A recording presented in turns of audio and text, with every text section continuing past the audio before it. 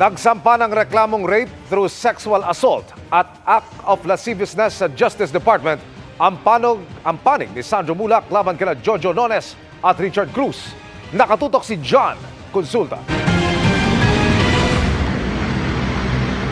Nakipagkita muna sa mga ahente ng NBI Public Corruption Division sina Sandro Mulak, Amang Sininio at kanilang mga abogado.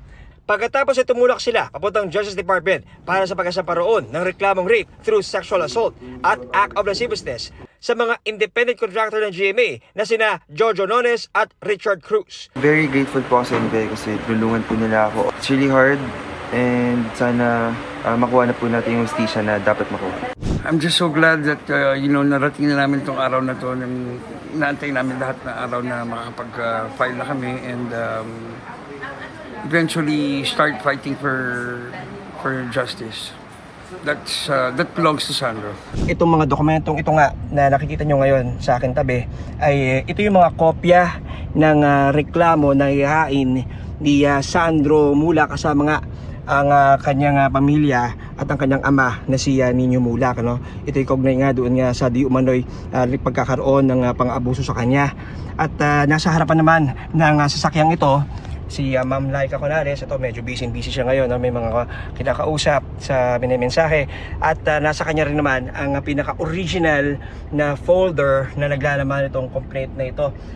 In less than an hour mga kapuso ay matatapos na itong biyahe na ito at pagdating namin sa DOJ ay agad nilang ihahain itong reklamong ito, panunumpaan ni Sandro Mulak mismo.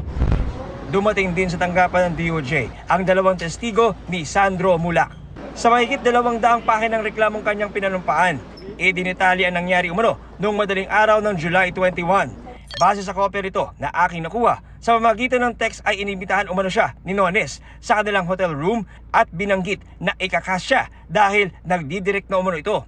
Pagdating sa hotel room, si Nones at Richard Cruz lang umano ang inabutan niya, taliwas sa sinabi ni Nones na may kasama silang iba.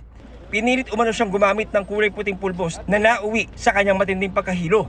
Noon na umano nagsimula ang pangahalay sa kanya ng dalawang lalaki. Sinubukan umano ni Sandro na pigilan sina Jojo at Richard pero di siya pinakinggan.